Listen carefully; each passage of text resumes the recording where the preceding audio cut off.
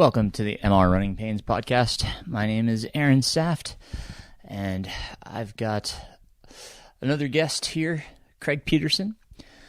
Craig is an athlete that I coach, and this was a really awesome event to train for and coach. Craig was training for what they call the 29-0-29, which is basically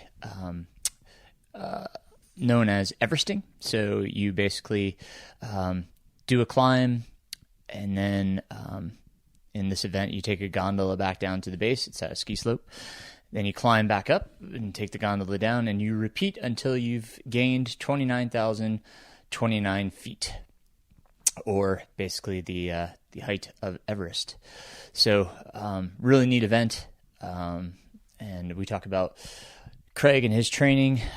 Craig also, as a side note, is a type 1 diabetic, and he talks about how he has made his life changes so that he can still train and do his daily activities and live a healthy, viable life. So really cool conversation with Craig here. Really enjoyed my time talking with him, and of course, him getting his finish, that was tremendous. Very, very cool. So hope you enjoyed this conversation, and here's Craig Peterson.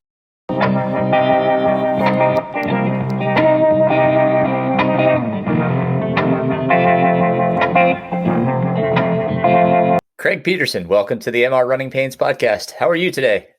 Doing great. Thanks for having me on, Aaron. Absolutely. Craig, he's done some incredible things thus far in his life. We're going to talk about a big part of that today. So, Craig, why don't you start by introducing yourself, where you grew up, your life, your lifestyle, what's involved in the life of Craig Peterson. All right. Well, again, my name's Craig Peterson.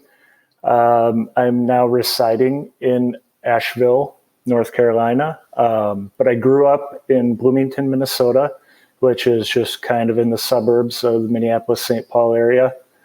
Lived there pretty much my entire life up till this point. I went up to college at St. Cloud State, lived up there actually for a little bit after college, then came back in 2006, where that timing coincided with meeting my wife and getting the job that I still am involved with.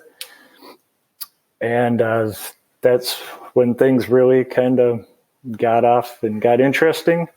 18 months later, married my wife, Nicole, and then we started our life actually in the northern suburbs of Minneapolis, and then later moved down to the southern suburbs to be closer to the family, where we raised our two children, Oliver and Isabella, and they are now ages 10 and 7. So between work and training and family life, that's a busy day.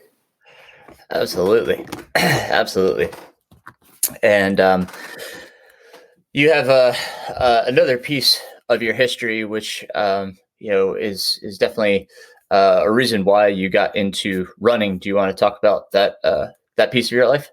Sure. So back, we kind of got to go back a little bit, but we'll start with the diagnosis in July 3rd, actually 2016.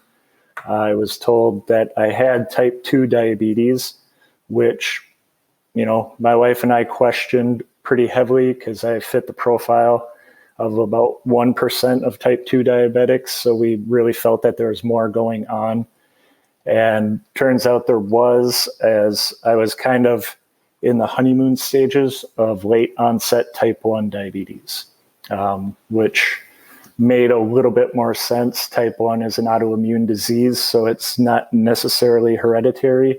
It can be brought on by external environmental forces, factors, lifestyle, etc. So getting into how we got there, I was always an active kid growing up, played sports, baseball, basketball, a little bit of track, and then kind of took on playing more golf, a little bit less running, kept injuring myself, would get myself back in shape to the point that I didn't injure myself again, but never really took it on as a full lifestyle switch. Then it was early spring 2016, went out golfing for a bachelor party.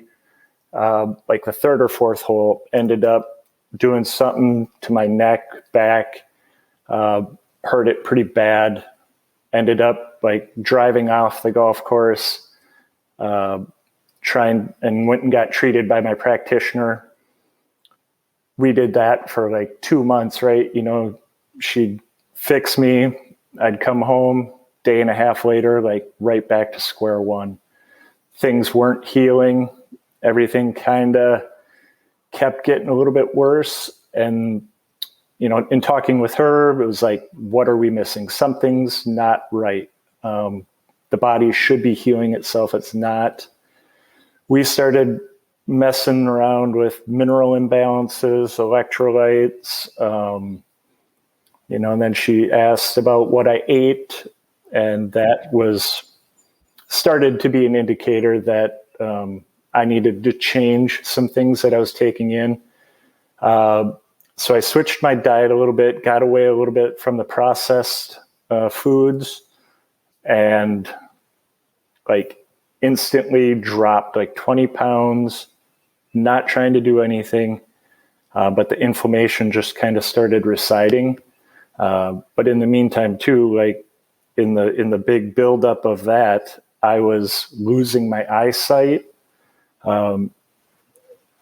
Like my body was just screaming for me to pay attention, and I wasn't listening, but the eye thing really got me to pay attention. That's what got me in to do all my blood work, which kind of led us on the trail that I was in bad shape. My fasting glucose at the time was 234 and an A1C of like 11.5, which is double. Both those values are double what they should be. So then I just, okay, this is the new normal. I got to manage this. And, at the time I thought, well, if it's type 2, I could truly correct it, right? But it wasn't. And so now this is part of my life. And to help make that the easiest transition for me, I transitioned to a full plant-based vegan diet in the fall of 2016. And that literally changed everything for me, between, a lot of lifestyle switches, doing some more yoga, just started out with standard walking. But I noticed I could do all these things, and all of a sudden my body didn't hurt anymore. So then I tried running, and I was like, oh, how about that? Didn't hurt. Tried running some more, and like just finally got to the point where I could run, do some sprints, started feeling younger again. So I like to say at age 30, I felt like I was 50. And now at 42, I feel I'm back at 30. So it just really changed how my body responded to any sort of stimulus that I put on it. That's pretty incredible. Can you talk just a little bit more about the difference for those that don't know between type 1 and type 2 diabetes? Yeah, sure. So type 2 diabetes, both of them are kind of brought upon by insulin resistance, which is fat stored in cells that are not meant to store fat, right? So your tissues are holding on to excess fatty tissue.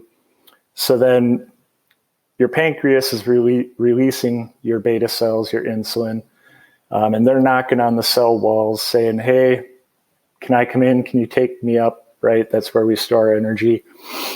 But what happens in all diabetes is the insulin receptors are blocked. So the cells do not allow the insulin into your tissues, and that makes the glucose bounce around in your blood, which creates higher blood sugar readings. So then your body is trying to expel that excess glucose. Maybe it's frequent urination, thirst, etc. Your body is physically trying to get rid of that excess glucose. Type 2 is actually curable. For all intensive purposes, you get your A1C down under like 6.5, and between 6.5, and they tell you that you've reversed type 2 diabetes. Like I said, type 1 is autoimmune disorder. Your body has physically killed all your pancreas's ability to provide beta cells and I think they call it endogenous insulin, where it's what you produce from your own pancreas. You no longer produce that, therefore you have to inject insulin. I do long-acting insulin once a day, and then fast-acting insulin with every meal. And obviously that has a tremendous effect while you're out. I mean, you've done ultras, and we'll talk about that, but when you're out running, if you start to notice that you're feeling off, can you kind of describe that, and how do you counterbalance that? Yeah, so until recently, so the last about 60 days ago, I switched to a continuous glucose monitoring system. So it's giving me kind of real-time information every 5-10 minutes, which is great. But they also say that it could be 20 points higher or lower actually than what's indicated, right? Because it's not actually testing your blood every 5 minutes. So trying to find the line of where, maybe my true values are. So it could be screaming at me, telling me I'm low, but really maybe I'm not as low as it's saying. But I've learned that over the years of reducing the amount of long-acting insulin that I inject in the morning, and then I will not do any fast-acting insulin throughout the day, obviously, because exercise is like a sponge for that insulin. You actually have what they call an afterburn effect after exercise. For 2 to 3 hours is like this afterburn window where you get free glucose uptake into your tissues regardless of any insulin injected or not. So really it's like, that's my time to refuel, is those immediate hours after I run, because you can really get a bunch of nutrition in a short time and not have to use as much insulin as you might normally have to do. So definitely, so if you notice those numbers, it's been a balance. Gotcha. And so if you notice those numbers are low, like your monitor screaming at you, do you have to take more glucose during that period? Yeah, so typically some signs that I've noticed are, I might be going up a hill that shouldn't be making my heart rate just jump. It'll spike. All of a sudden it'll be like 160 and I'm walking up a hill. Start feeling a little faint, a little fatigue. But definitely, like I mentioned to you as we were talking after the Art Loeb adventure, the first 5.5 miles of that run were okay. And then the rest of it, I was battling lows the entire time. And one thing I learned is I didn't balance enough of my slow release carbs versus kind of that quick burn carbohydrates. So, I was using a bunch of gels just because it was lighter from a carrying standpoint, but they would only get me out of the low and didn't give me that sustained release. So I was constantly just trying to catch up and get back to par. So that just changed then my effort level because I had to bring that way down to help balance out the quick burning. If that makes sense. Thanks for explaining all that. Let's talk about your running journey a little bit more. You started running, and that was back. Was that 2016 as well when you started running? Yeah, I mean, I ran track in middle school, first year of high school. Long story short, I quit because I hadn't grown yet, so I didn't like taking 5th and 6th versus middle school winning all my races, but then you're racing upperclassmen, and that didn't get fun for me. So I gave that up and actually really didn't start running again. I always jogged, right, as part of exercise, but I was more focused on weightlifting at the time. Going into college, I was still pretty small. I'd grown height-wise, but I've always been kind of a thinner frame, right? So I worked on trying to bulk up a little bit. I did, but still jogged and did other exercises. Friend talked me into running some 5Ks and a half marathon in 2005. And I'm like, I can do that. Didn't run more than 6 miles in my half marathon training. And I'm like, I can run under 2 hours. And I did. I finished in 1:51. Couldn't walk or move hardly for about 3 days. And then I really didn't run again. As I got busy with work and life, like I said, I moved back down here, met my wife, and as we got into that family raising stage, you kind of lose a little bit of your self-identity, and all your time is going into your kids. And that's maybe when I got maybe my most unhealthy, as far as just not paying attention to myself and my needs. And, you're just doing everything for your family, and you're trying to spend time with your kids, you're trying to work. And then, my diagnosis really was the catalyst of me changing things and starting running again, which, I would say is that 2016 mark. And when you started that journey again, did you have your sights set on anything, or was it just, I just want to get back to running? No. And, the longer we know each other, I quickly think I can do a lot more than maybe I'm able. So I instantly set my sights on running the Twin Cities marathon in 2018. So just started kind of running, and by like Thanksgiving of that year, I'd go out and, I could do a 14-mile run, and I was, feeling pretty good about that. But then I started, reading these books and listening to inspiring people, ultra marathoners, endurance athletes, and you start taking some things that they say, but you maybe don't have the history to be able to add those elements into your training.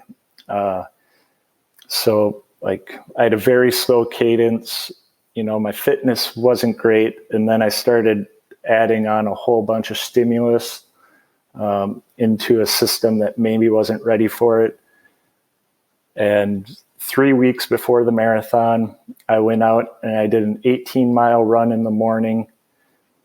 And then I told myself, I'm going to run a full marathon, but in just 24 hours instead of one shot, right? And then I was going to start my taper. I went out for the second 8 miles and it was instantly a very bad idea. I should have just turned around and gone home, but I thought I had to power through it, and ended up having a multitude of stress responses and stress fractures throughout my right foot. That's only the one they MRI'd. So there's a good possibility it was other places as well. And, I had to take that news that I wouldn't be able to complete the goal that I set out to do. And I was actually out of running for, I think, 6 months, because that happened September. And I was given a green light in February of 2019 to try to resume running again. So what did you take away from that? What did you learn from that experience? Well, I learned that I needed to listen to my body a little bit better, that I maybe didn't have the history to do some things that I thought I could do. Most people have this nice ramp up of running, and I just thought I could be that couch potato to a marathoner in a year and a half. Yeah, well, I mean, there's couch potato to 100 miles people. So, I mean, yeah, it's, we all have ideas. We, as you said, we have these influencers that are out there that you see doing these amazing things, and you're like, why not me? Why can't I do that? But as you said, we need to listen to our bodies, understand what it's capable of, and be able to, accept the journey. I think most people, when they ask me, when was your first 100-miler? I mean, mine was in 2016. I started running ultras in 2008. So 8 years later, that's when I tackled my first 100. I probably could have done it before that, sure, but like mentally, I wasn't there. So, it's not only physically are you capable of doing it, are you mentally mature enough in your running to do it? So, these things take on a lot. And, as your body showed, it just wasn't quite ready for that type of, the pounding. I mean, the road is very difficult on us. The mountains are very difficult on us. So, having that physical capability is part of it, but also having that mental capacity to be able to work through a lot of the things that are going to go on in these longer events. So, you come back in February. Did you have a different mindset when you came back in February?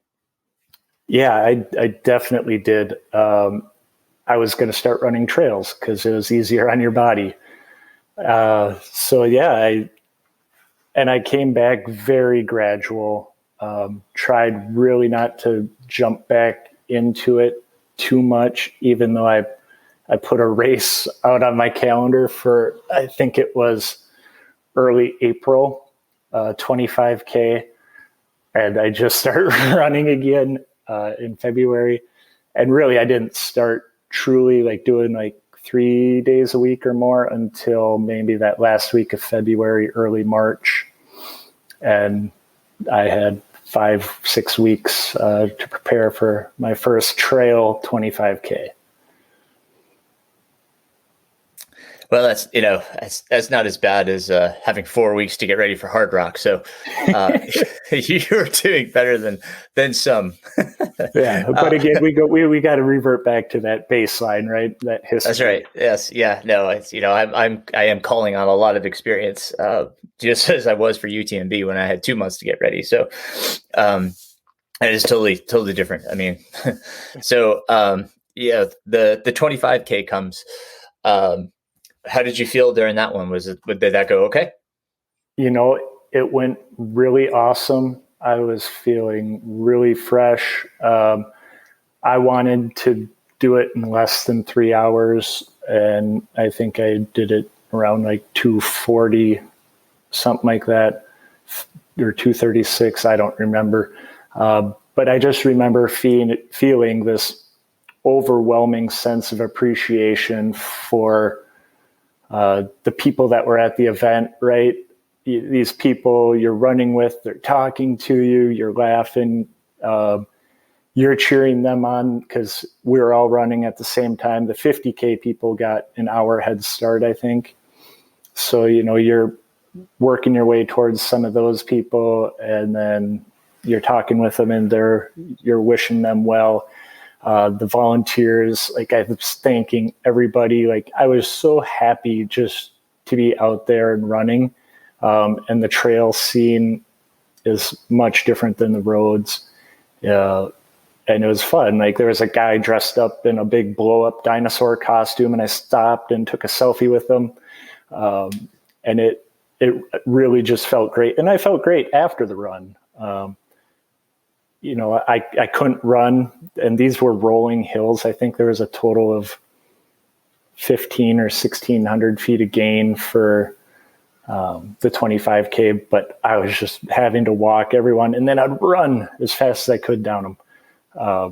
So people would, I'd be talking to them on the way up, and then, all right, so we'll see you on the next hill, because they would catch me. But yeah, it was super fun. The only thing, a couple days after, I tried to do some intervals again, and my knees weren't quite ready from the downhill running. But ultimately I felt great after that event. Awesome. That's cool. And I think a lot of people, they don't think about, the downhills. We typically talk about the uphills, right? And which is, what we're going to allude to here later in this conversation.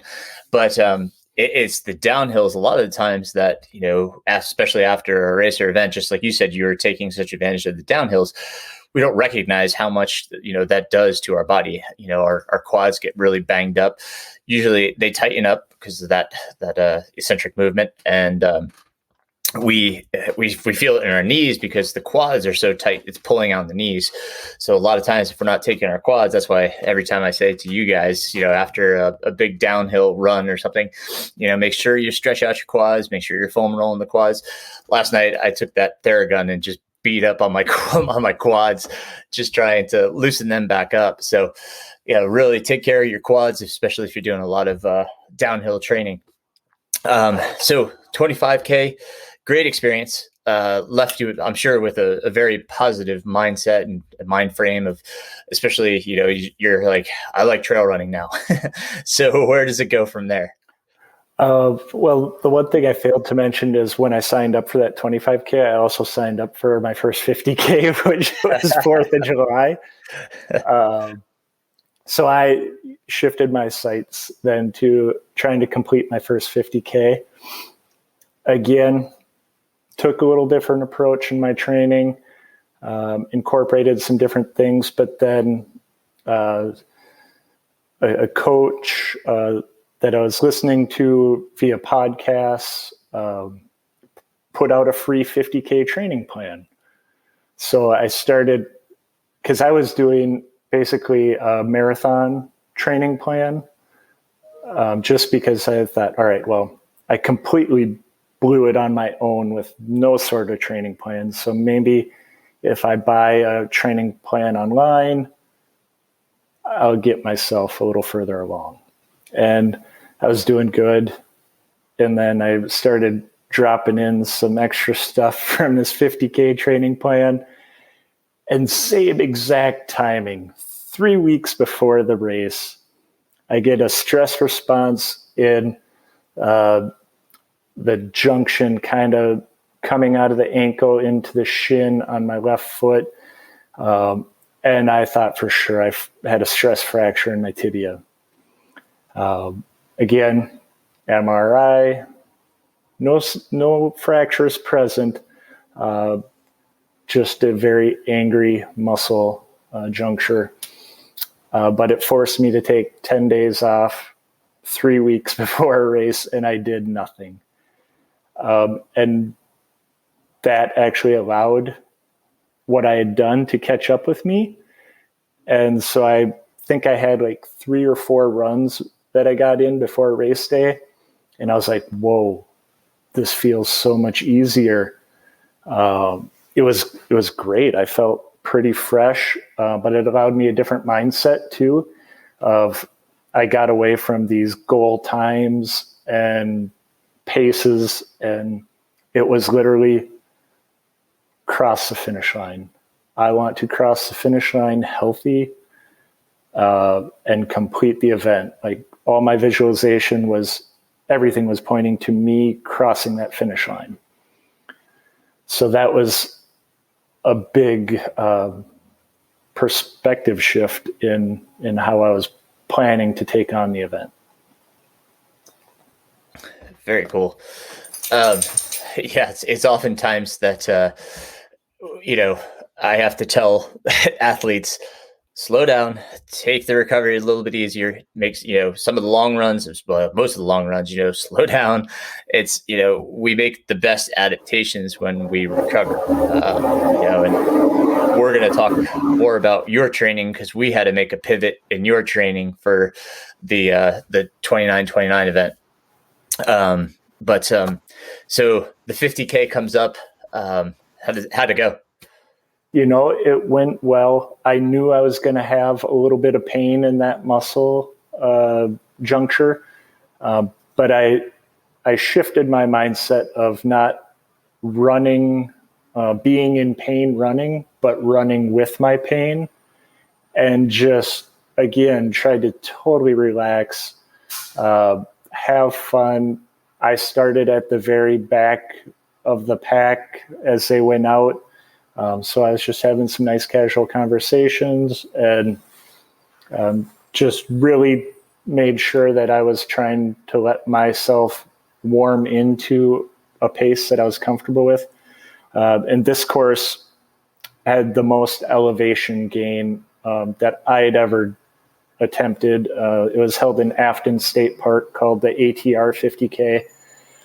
And it had like 3,800 up and 3,800 down. So to me, these were, the biggest mountains I'd run, and they're just hills. But it was a lot for me. And I struggled real hard. Got through the first 25K, felt good. The photographers and people are looking at me as I'm going into the halfway point. They're like, "Oh yeah, he's got another lap in him. He'll be good." And coming out of that middle aid station, like I thought I had to change my shirt, change my socks, like do all this stuff, right? And I brought a bigger meal to kind of eat, but then I didn't have a spoon, and nobody had a spoon. I'm like, how am I going to eat? So I broke off like a fraction of my chocolate bar and used that as my spoon, only to have the next 50 minutes be very painful because my stomach was just full bloat. I overate and ate too fast and really paid the price for the next 50 minutes. And then too, on a loop course in a 50K, you lose all those 25K runners. So then it's just you out there, and it's a long time before you really see some people again. So I was definitely hit my wall around mile 16 to 18. But then things picked up again. When it was starting to feel good around mile 20. Was going really slow, but I was progressing.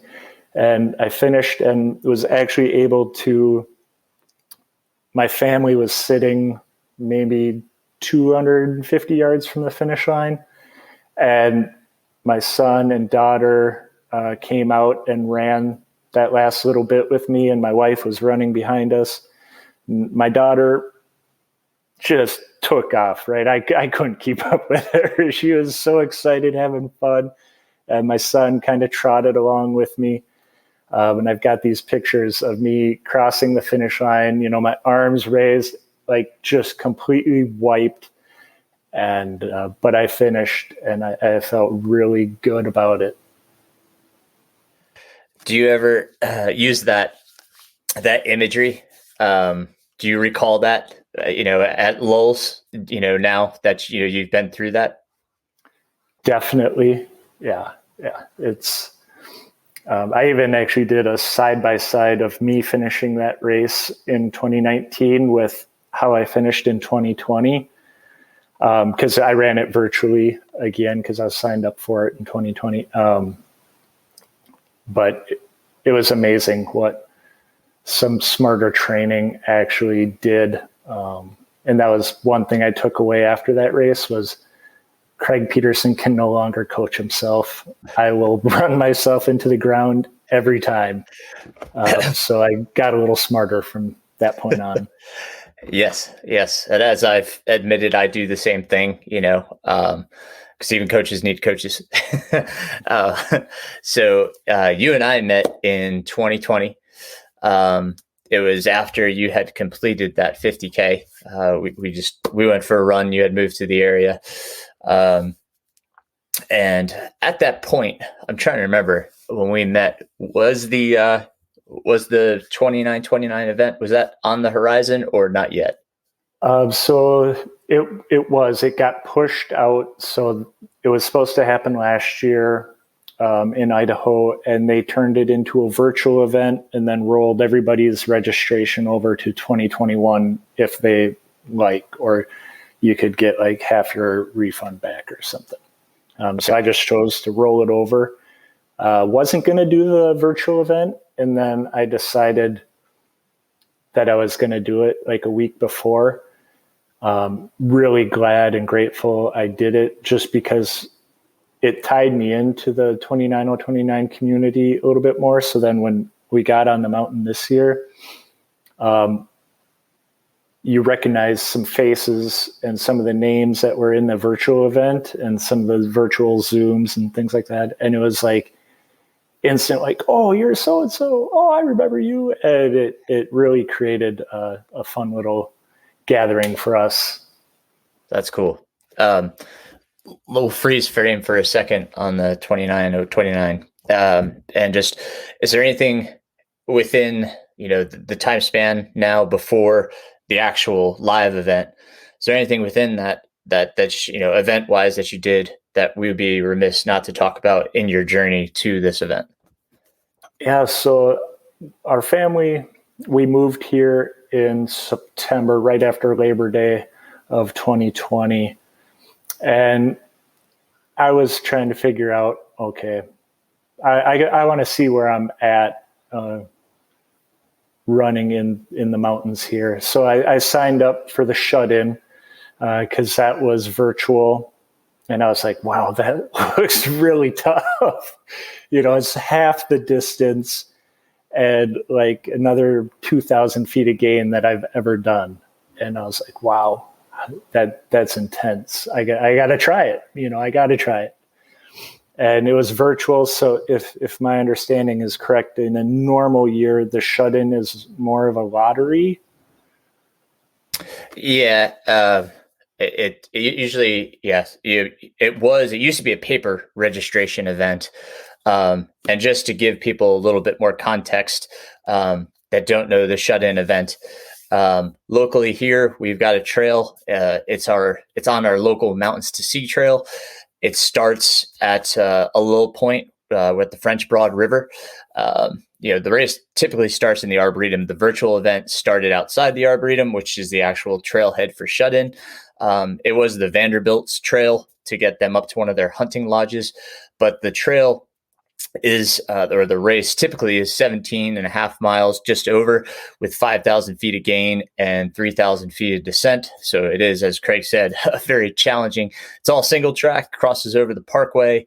It's a very, very challenging event. But typically they moved over to Ultra Sign Up. We had the virtual event when they moved over to Ultra Sign Up. So it'll be interesting to see how they do it. I think it's going to be a lottery for this year's event. So I think with the virtual event, we had like 2 to 3 weeks even to run it. So I chose to run it on Halloween.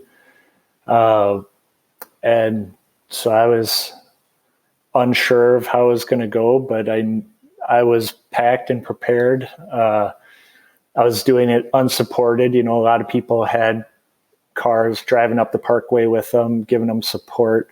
But I met some really cool people that morning, getting ready to start out. So Javin Lapp and Devin DeHall were getting ready to run. They were doing their warm-ups as I started. They ended up flying by me going up the wall. So that was fun, watching them prance through that trail with such ease. Then closer to maybe Beaver Dam Overlook, ended up meeting Nate. I believe it's Heel Slip. And so, Yep. Him and I would kind of pass by each other, and I had trailed him for a little while, and then I'd pass him right when he stopped for his aid, and then he'd pass me again, and then I was able to stay somewhat in earshot of him all the way up till the hard part, where he crossed over at 151, and that again just put me a dead stop in my tracks. But I finished it, and I finished it in 3:36 or something, which apparently is fairly respectable for a first-time shut-in person. So I felt glad about even though I fell twice, I felt glad about what I did. Well, yes, 3:30 is very respectable, and falling twice is even more respectable. That fall time with all the leaves covering, you're hoping your steps land where they need to. Yes, yeah. I did it virtually as well, with one of my best friends, and we had a misty morning. It was very foggy, and it's that race can be anything. It's typically the first weekend in November here. And for those that haven't done it, I always suggest it's kind of a local legend of a race. I actually just ran the trail. If you look at my Strava from Sunday, Father's Day, I did from the French Broad up to actually the summit of Mount Pisgah, which is one of our iconic local peaks. So you can kind of see the route. It is fantastic. I think from the French Broad to the summit of Pisgah, I gained 6,300 feet in night. Well, that would have been 17 and a half miles. And then I jogged back down. So it gave me 19 miles total. But also Pisgah, for those that are familiar with Pitchell, that is the start of the Pitchell route. So you actually come down and run the reverse of shut-in at the very beginning of the Pitchell route. So a lot of people have heard of Pitchell. That's the first segment of it.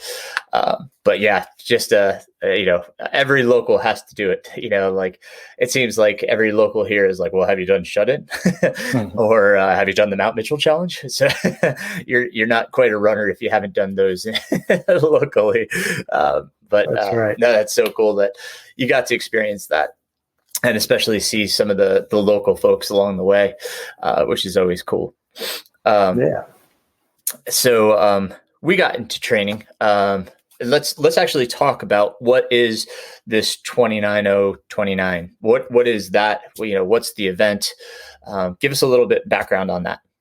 Yeah. So Mark Huidock, Jesse Itzler, and Colin O'Brady organized this event called 29.029. It was originally held in Vermont, I think, in 2017 at not Stratford, maybe I'm blanking on the name.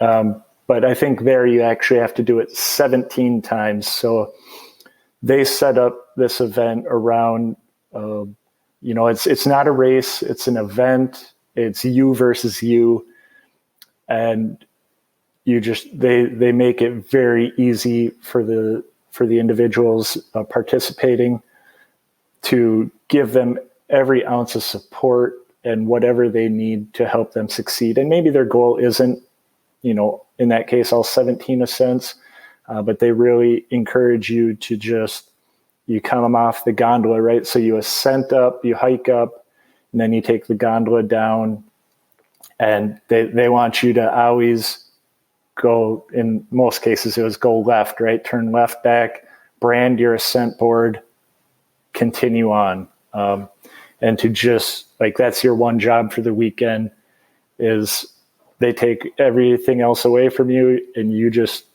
hike and climb, and you just keep going until you get a brand that final ascent.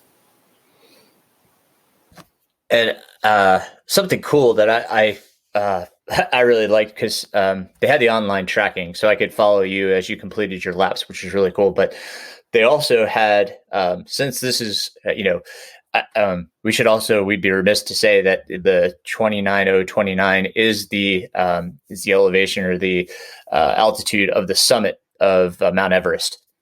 So that's the idea behind this. You are going basically to climbing as much as you would to get to the summit of Mount Everest. But along the way, they have the other, what is it, 6 or 7 major peaks, the highest peaks.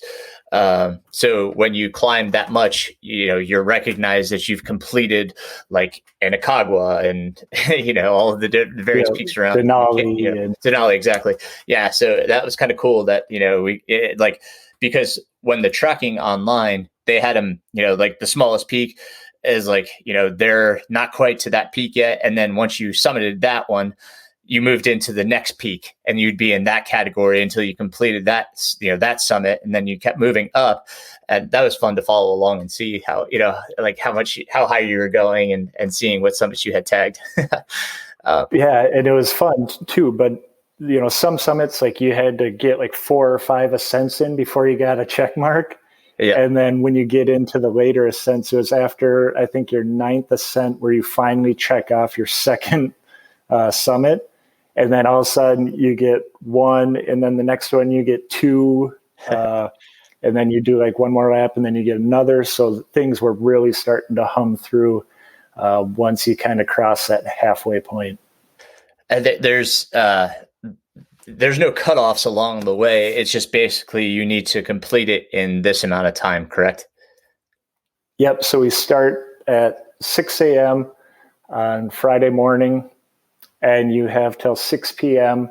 on Saturday evening. Now, the only cutoff they do have is at 5 p.m. You must have started your final ascent on Saturday, and then you got to be through the mid-mountain station by 5:30 to try to ensure that you complete your final ascent in the time you need. So they actually send out Coach Brent and Coach Chris, and they're kind of like the Grim Reaper, right? So if people see them coming up, they can't get passed by them, or they know their time on the mountain is officially done. So it's kind of cool and kind of sad at the same point. Right. We're going to talk about Idaho and the setup and everything in just a moment. Let's talk about your training to kind of get there, because we had everything going really well. Everything was going, training was going really well, and then life threw us a monkey wrench. So, do you want to talk about that infamous run that? Yeah. So we were about 6-7 weeks out, and we were just kind of starting to really go into the vert mode, where we were trying to accumulate a lot of elevation gain every week to get me prepared. Was feeling pretty good and strong, and I think it was a Wednesday, and I had to get, 2,000 feet that morning. So I went out to Shope Creek, started out, and then I went up to the Parkway and came back and started working my way towards that Rockhead. And between that section of trail, again, I lost my concentration is ultimately what I'm chalking it up to, because it looked like there was a storm blowing in over Lane Pinnacle. And I was like, oh, I don't want to get trapped out here in a rainstorm. And I was looking this way, and I saw a log, and I stepped over the log. And on the back side of it, my foot just snapped out to the right. I didn't fall, but I heard a pretty nasty sound. Kind of stopped, took stock, tried to walk. It wasn't painful walking yet. So I'm like, all right, done running, just try to get my butt off the mountain and figure out what I need to do. did so successfully. In the car ride back home, it really started, my ankle started throbbing. I could feel the shoe getting a lot tighter. Couldn't like wiggle the bottom 3 toes on my right foot. So I knew it was definitely at minimal a sprain, and I was hoping it was not going to be more. Went home, ate something quick, iced it for a bit, and then got into urgent care for some x-rays. And they classified it as a sprain of the AFTL, which seemed manageable. They didn't tell me to what degree. Obviously only an MRI would tell you, if it was a grade 2 or grade 3 sprain. But given the circumstances, I think I took 7 or 8 days off, really did nothing, kept icing it, had a boot, used crutches, and then we tried to kind of ease our way back into things. And that was, that was kind of one of those moments where we're like, okay, we can't be stupid, but we have to, we have to make sure that, we get things ready. Cause we had about, I think 6 weeks or maybe just under until, your event. So we became creative. We became very creative. We were making sure that we stayed on consistent surfaces so that we wouldn't irritate the ankle. You had a hill in your neighborhood that we overused. You were really great about, you even hiked up with your bike and then would ride your bike down just to kind of save the legs a little bit more. So we just kind of rotated around the circumstances. And gradually built you back to where we could get you back on the trail where the ankle was feeling stable. We continued to work on strength. How did that process feel for you? Were you getting concerned, or did you feel comfortable with the plan of attack? Felt very comfortable with the plan of attack. It's always that lingering fear of, am I doing enough? Like, is it enough? Am I going to fail? Because I didn't want to be arrogant about things. Like, I've got, those mountains as my playground. Like, coach has got me doing great things, big work. So it was balancing the confidence with the fear and knowing just how humbling climbing a mountain can be. I mean, from the outside perspective as the coach and, looking at it, you were putting in the work, like you were doing everything you could to make it a reality. Obviously it was not ideal circumstances, but when is it ever, when does it ever go according to plan? I mean, obviously there's always setbacks along the way and there's always things that happen, but, I kind of like what some of the elites say, that is like, as long as you get in 75% of the work, like you're going to be fine. Nothing ever goes 100% of the way. So I think people need to understand that if you don't get in a long run or, a few workouts or, even 2 long runs, look at the accumulation of the fitness that you do have, look back and say, I've had a good journey. I've done a lot of work. I've done a lot of long runs. I've had a lot of time on my feet. I've had a lot of practice. Like, take confidence in that. Understand that it's going to be okay, even if only 75% of the plan went accordingly. So, don't be afraid of an event. If something happens, in Craig's case, he turned an ankle. In other cases, it maybe you got sick, and you had to take a down week. That's okay. As you said earlier, in training for your 50K, you actually felt better with that little time off. And your training, you felt like your body caught up and you felt, more prepared for the event.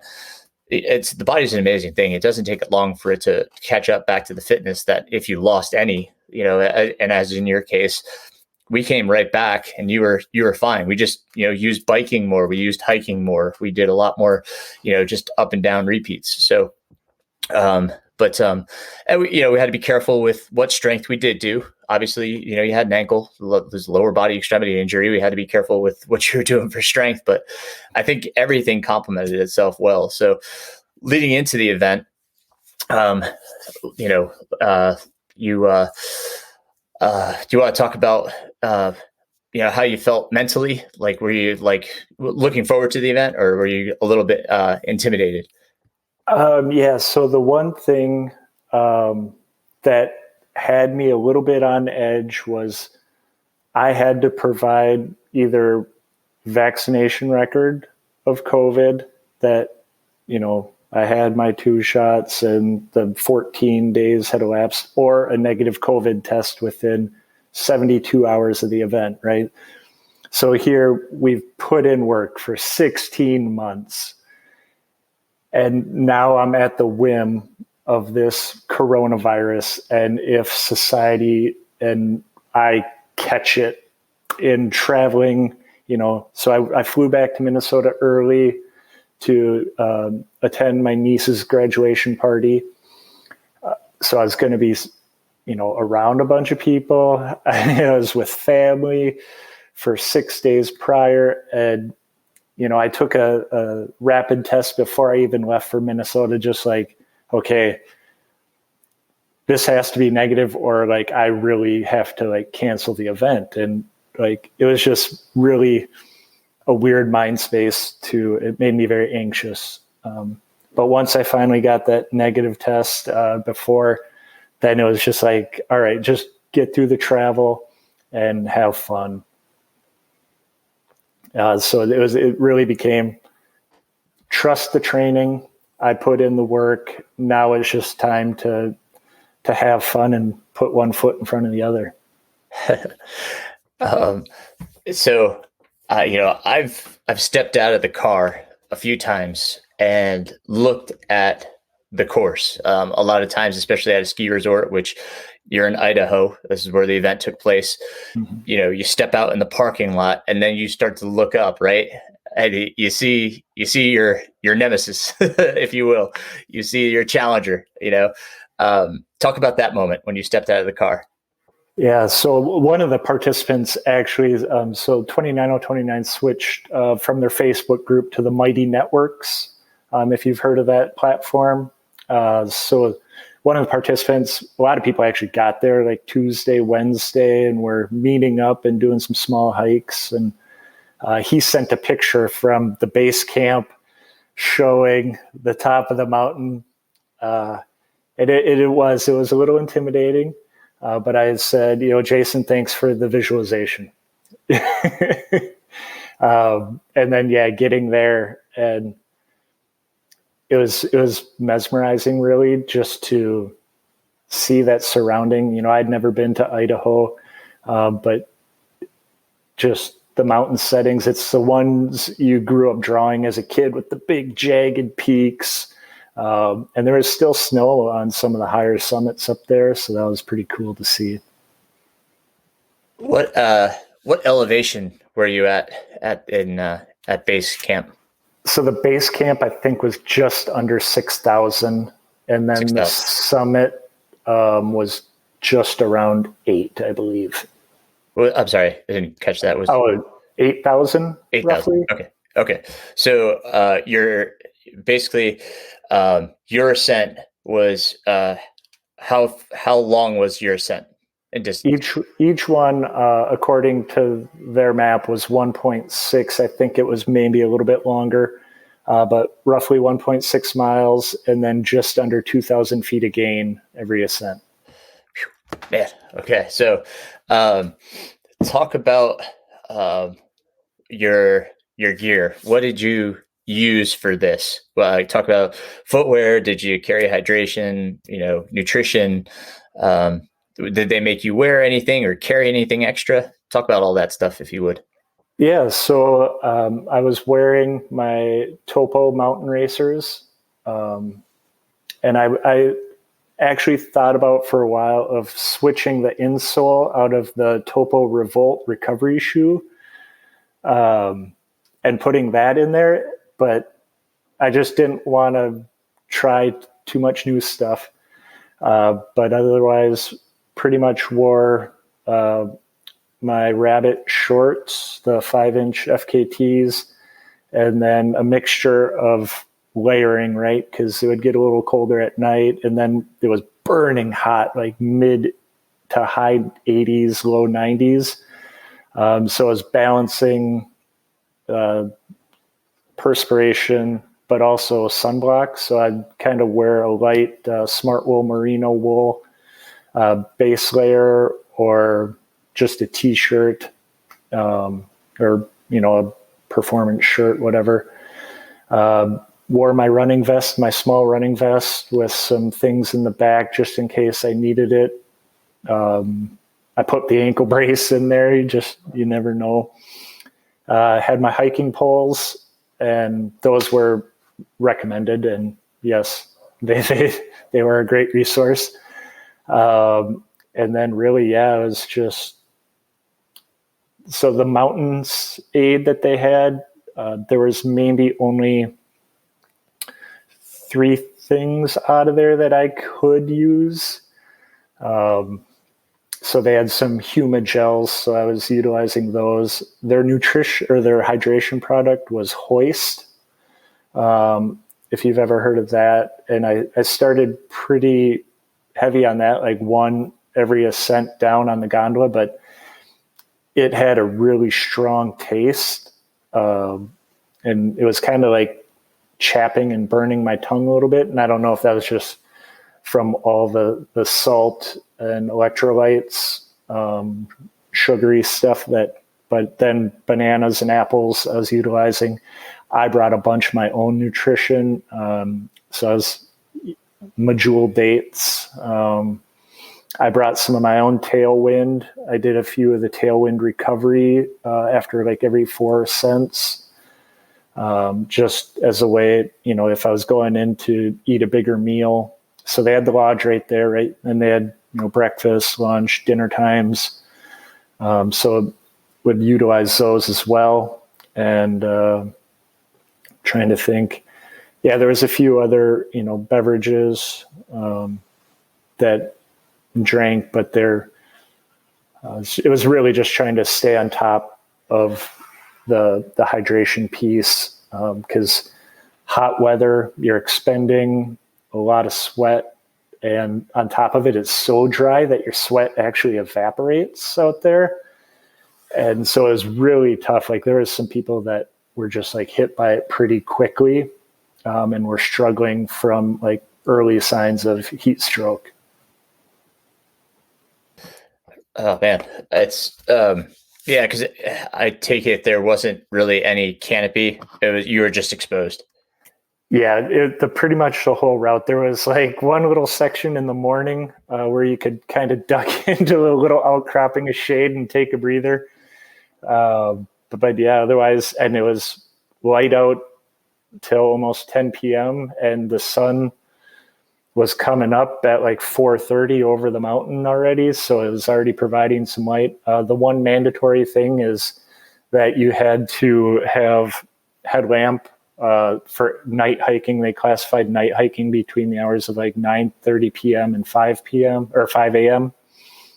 And then you had to check in at the top of the mountain aid station, and then at the starting line and register, check in after every ascent, just so they could keep tabs on everybody. Was there an aid station in between? There was. They called it the mid-mountain. It was a little bit before halfway. And then they actually added a hydration station on top of what people were classifying the wall.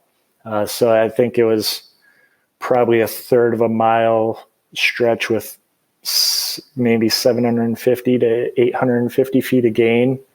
And it was just a very relentless climb. And the biggest difference really was right out here. When you have those steep ascents, are usually pretty big, bouldery, rocky, rooty.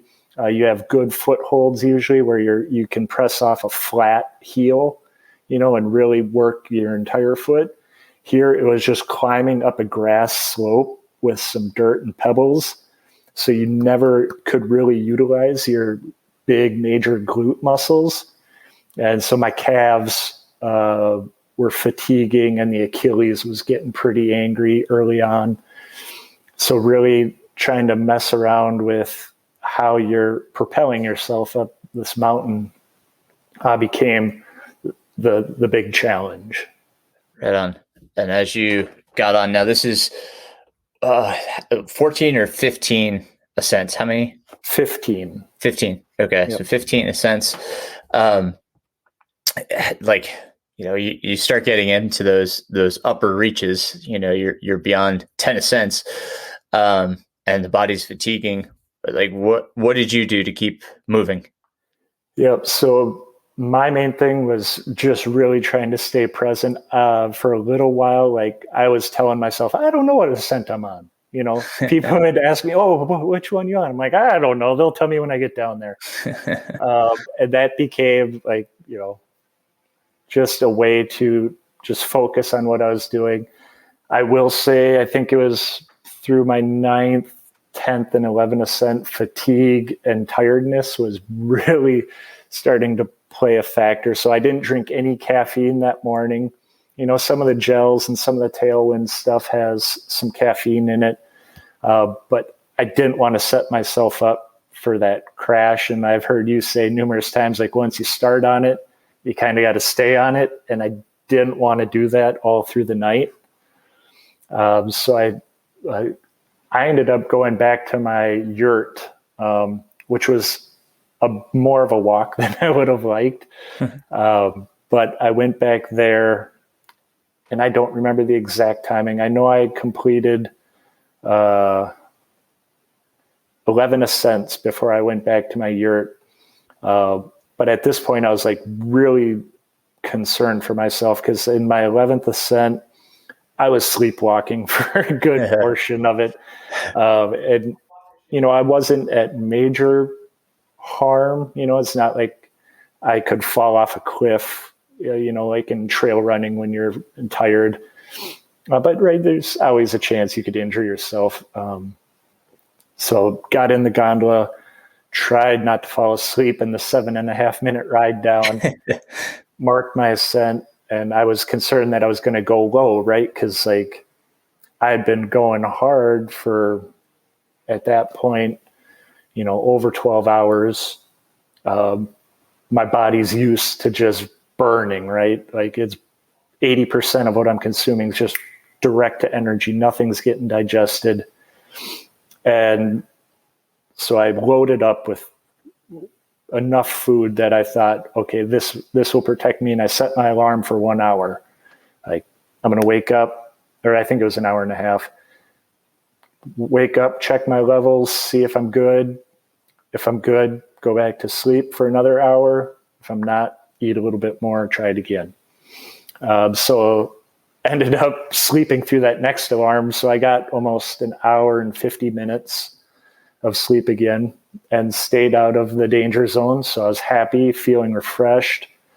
Went down, ate something, and then did 2 more ascents, and then came back in for some more breakfast, and then finished 14 and 15. Right on.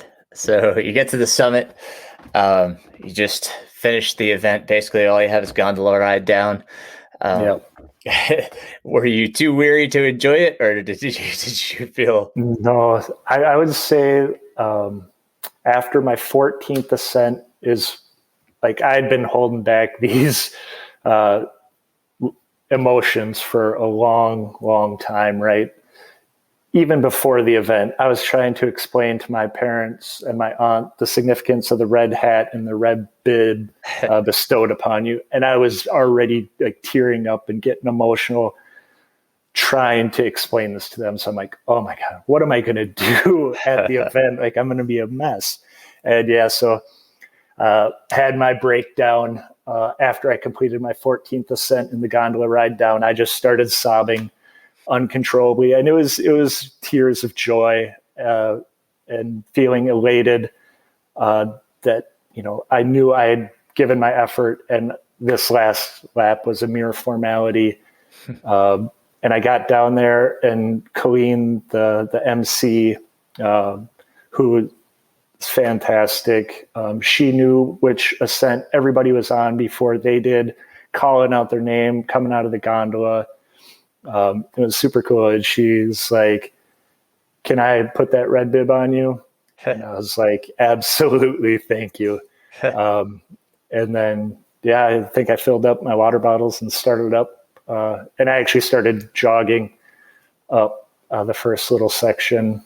I was just feeling excitement and motivation. And, some people even said, like, "Whoa, slow down, why are you hurrying? Like, enjoy your last one." And for me, that was kind of my way of enjoying my last ascent was, all right, let's see what I can do, and time to get it done. Just so everybody understands, we have pictures of your finish on social media, but explain the final ascent bib and the hat. Can you explain that a little bit more for people? Yep. So everybody starts out with a white bib. It's got your name on it, and then it's got the 7 summits listed on the backside. So every time you complete a summit, they check it off on your back, and then when you get to your 15th ascent, they bestow the red bib on you. It says final ascent, and that way everybody on the mountain knows that this is your last ascent. So there's a special aura around the red bib. And then once you complete your final ascent at the top, they give you your red hat. And that's the one you earn. That's cool. Yeah. That's very cool. So congratulations on that final ascent and reaching the finish line. So you got the finish. I saw the great picture of you next to the board pointing to your last summit. Mm-hmm. That's fantastic. Did your family make it out there?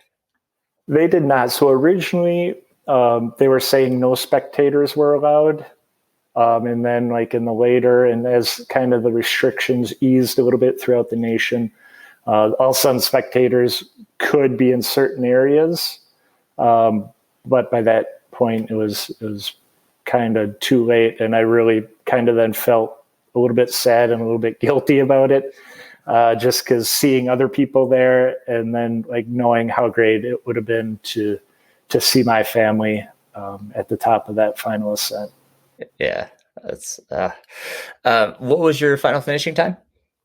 So I was pausing my watch after every ascent, so it was like I finished at 9:06, so it was like 27 total hours.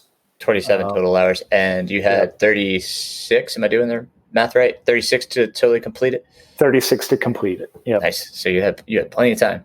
That's tremendous. So the elites, there was this guy Wes Schooler and then Julie Stackhouse, and they were working in tandem and were done by 9 p.m. on Friday night. Wow. It was impressive. That's pretty outstanding. So when you finished, a lot of times I get questions about recovery. What did the recovery process begin with and look like? So they had a recovery lounge, which was really convenient. They had a staff of PTs, a masseuse, like 8 Normatec sets, hypervolts, foam rollers, icing, like you name it, they had it. So I literally downed some beverages and like hydration beverages, ate some food, and then went and sat in the Normatec boots and just kind of let it soak all in and stayed warm under a blanket, and then got kind of stretched out by one of the PTs a little bit later. Just ate and sat around and cheered on other people coming off the gondola. We went up to the final, to the top of the mountain and cheered people on that were finishing. So it was really just about being out with other people. I thought I would go back and try to sleep, which I really wanted to do, but then it was like, I might as well just wait. That's so cool. Um, I know this event it's not cheap. Do you mind talking about what the entry fee is and what does that entail? Yep. So it is. You're correct. It is not cheap, um, but again, it's really an experience. It's one I will unlikely forget. So it's not like your typical event where you just kind of you remember it for a little bit, but then it dissipates. This is kind of built up and meant to be one of those things that you don't forget. But so the price, so it includes your lodging, all your meals, all the nutrition products, all the recovery stuff, everything from when you step foot onto that lodge grounds to when you depart was, I think, like 4,700, something like that. So yeah, it was, there's not a lot of young people doing it. It's, people in their 40s, 50s, or some 60-year-olds, but really just a wide variety of folks. Some people out there had done this event for like 4 times, which is really impressive that they've built a very strong community around this. And it's people that I'll likely stay in touch with for a very, very long time. Yeah. Well, I mean, they have to run the gondolas too. That's not cheap. So For there's 36 hours, it was amazing. There's a lot of cost involved in that event. So, I want people to also understand there is a reason for, that cost. Like you said, I mean, the lodging, food, the gondola, everything, that there's all these costs that are involved in this event. Your 2 different bibs, the hats, like there's just a ton of stuff that goes into it. So, but we really got a ton of merchandise out of it. I mean, they gave us, sweatshirts and shirts and, hats and all this stuff too, from the virtual event, that we did. Like, they're putting all these tools out for us to communicate with each other. So yeah, like looking all the volunteers, like, and I would just really like to say thank you to those volunteers, to every staff member on the 29029 group. Like, they all made it possible for the people to succeed and meet their goals. And, you felt like you were their top priority every time you talked to somebody. Like, there's another guy, that JP, and he's like, find me anything you need, right? Because I had some special dietary stuff that they were helping me with. They pre-arranged with the kitchen, so then it was just working, with the people on site. Okay, what are my options today? I felt a little embarrassed, but at the same point, like, I know what my body needs, and this is how I excel at what I can do. So, just not being afraid to ask for those things. And I know that they went out of their way to help me with that, which was awesome. That is absolutely. Yeah. It sounds like an amazing event. They still do the one in Vermont, correct? Correct. And then Utah at Snow Basin, where they held the Olympic downhill, I believe. It's that same course. And they actually added a secondary Utah event the following weekend. So that's, I think, mid-August. And then Idaho, is there any others? They have some new locations, but they're not releasing them yet. Gotcha. Right on. Yeah, so They'll probably introduce one new one maybe next year or the following year, something like that. But it's a growing community for sure. It's for an experience like you had. I can understand why. Do you have aspirations of doing another one? A lot of people are asking that question, and it's one of those that, for now, I'm going to hold on to this one. But the only way I could see myself doing another one is if anybody in my family wanted to do it, to have that experience with my son or my daughter or both, or my wife, or any family member, or if it was like a a team building event for a work function, like something like that, I think would definitely have a lot more draw to it. There was a gentleman that did it with his two daughters, 15 and 17, and they all completed all 15 ascents, and they never left his side. And it was just, a lot of husband and wives, or, different family dynamics that were doing this event together. And that's just really super cool that a husband and wife could do that together and still be married at the end. Absolutely. That's really cool. And, we always kind of talk about what's next, not to take or diminish from this experience at all, but do you have anything on the horizon for you? I do. I want to keep the momentum going from this, because really, like, my legs felt strong the entire time. Like, that was almost a little bit more of a mental challenge. Yes, it was physical, things hurt, but it was a different kind of challenge. So now I want to use this, right, to propel. I proved to myself that I'm capable of more, and now I want to keep doing that. It's been a little bit of a motto.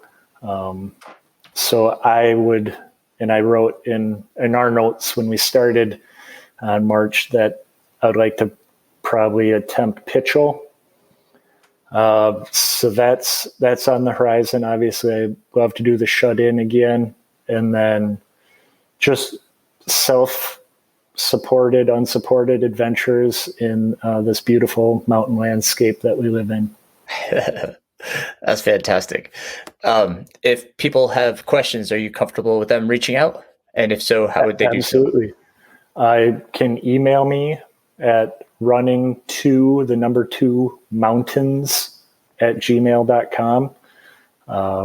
Can find me on Strava, Connect, or Instagram too. So it's awesome. Yeah, those are the main channels. Thank you, sir. Craig, Congratulations on such a cool accomplishment, man. You Everested, which is tremendous. Thank you, Aaron. Really, I couldn't have done it without you, man. Oh, well, I think you could have. You are a strong man. It's awesome. Thank you, Craig.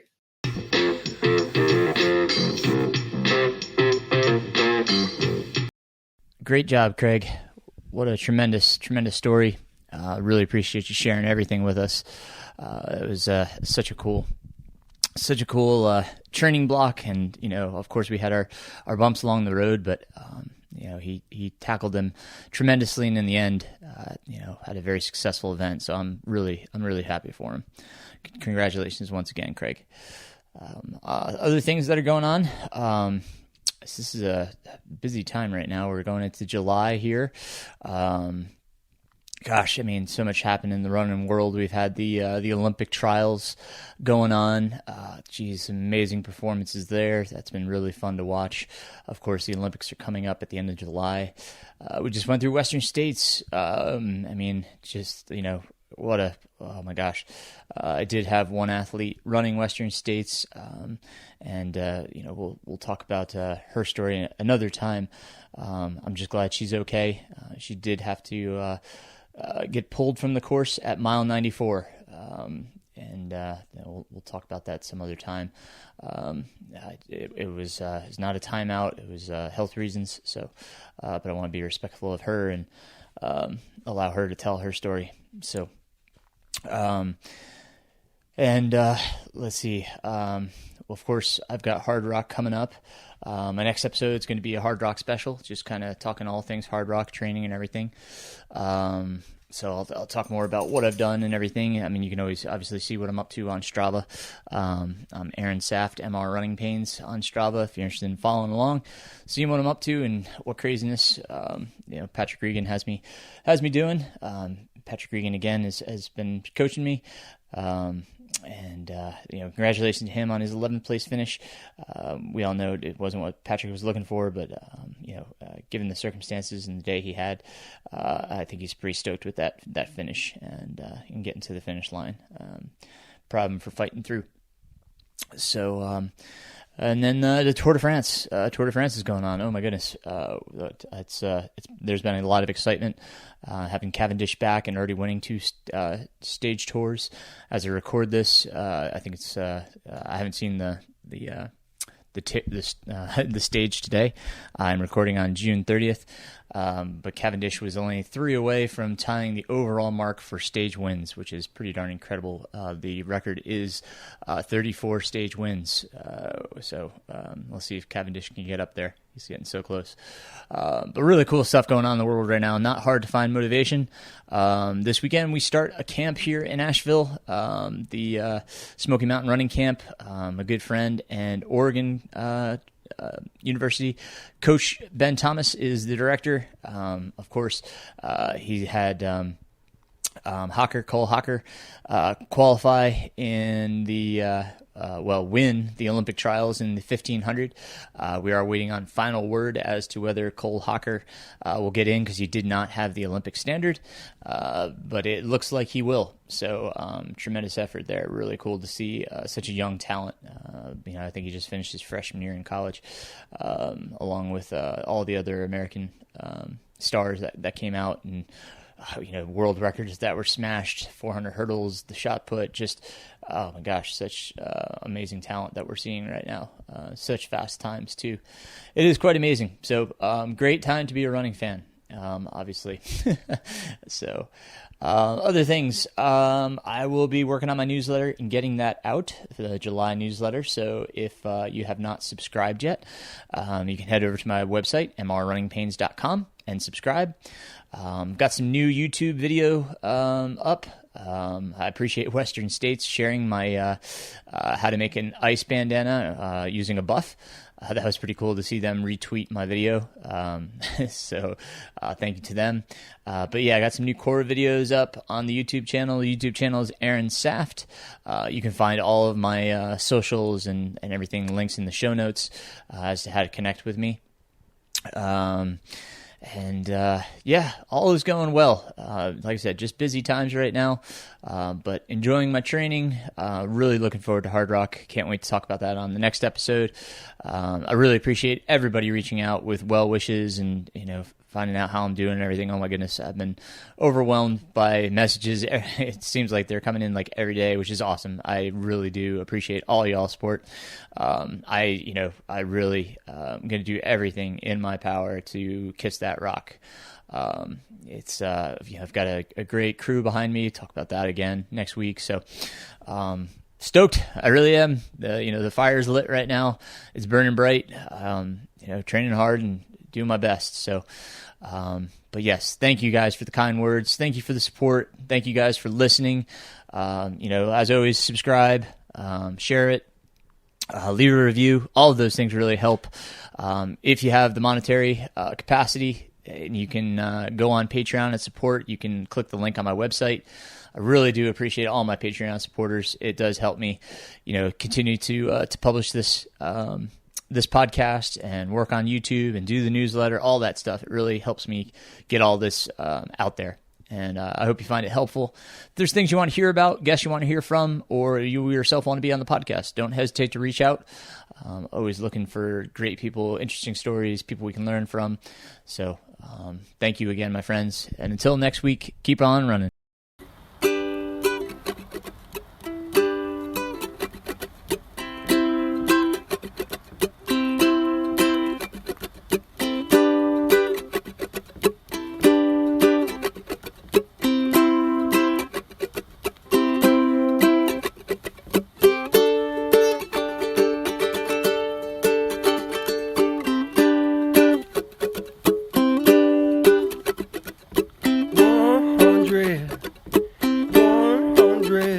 Miles by foot, 100, 100 miles by foot. Don't ask me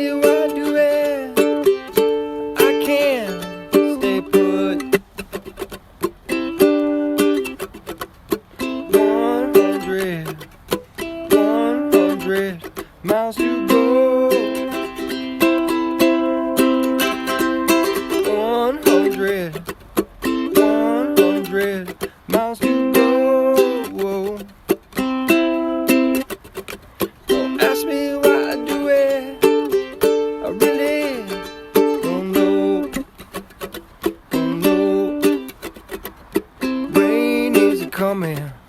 Rain is a coming. Can't give a shit. Oh shit. Rain is a coming.